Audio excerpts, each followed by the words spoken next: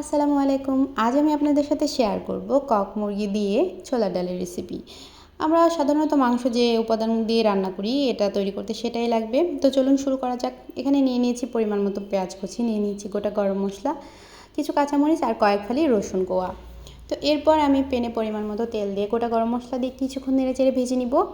তারপর দিয়ে দিব পেঁয়াজ কুচি আর আগে থেকে নিয়ে রাখা কয়েক ফালি রসুন।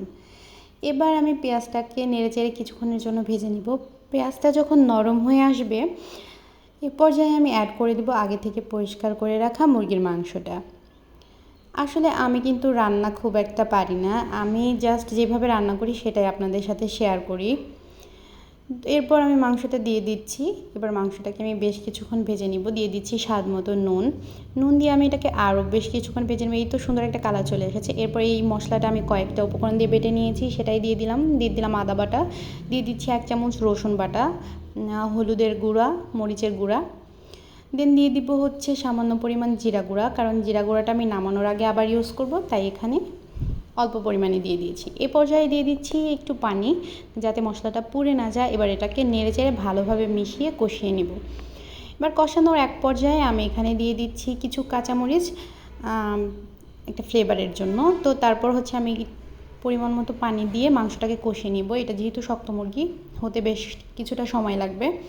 তো এই তো সুন্দর কষানো হয়ে গেছে, তেল ছেড়ে দিয়েছে। এই পর্যায়ে আমি অ্যাড করব আগে থেকে সিদ্ধ করে রাখা ছোলার ডালটা আমি 80% সিদ্ধ করে নিয়েছিলাম। তো এবার এই দুটাকে ভালো করে মিশিয়ে বেশ কিছুক্ষণ কষিয়ে নিব। আমার ভিডিওর মাঝখানে একটু ভুল হয়েছে, আপনারা একটু ক্ষমা সুন্দর দৃষ্টিতে দেখবেন। তো এটাকে আমি বেশ কিছুক্ষণ কষিয়ে নিয়েছি।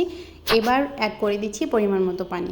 বেশ কিছুক্ষণ ফুটিয়ে রান্না করে নিলেই হয়ে যাবে কিন্তু আমাদের ছোলার ডাল আর কক মুরগির রেসিপি। তো এটা আসলে দেখতেই পাচ্ছেন, একদম দেখতে অনেকটা সুন্দর লাগছে, আর এটা খেতেও কিন্তু অনেক ভালো লাগে। আর তৈরি করার ঝামেলা তো একদমই নেই, দেখতেই পেলেন। এটা আপনি রুটি, পরোটা, পোলাও, ভাতের সাথেও খেতে পারবেন। তো অবশ্যই বাসায় ট্রাই করবেন আর কমেন্টে জানাবেন রেসিপিটা কেমন লাগলো। আজকে এই পর্যন্তই। আল্লাহ হাফেজ।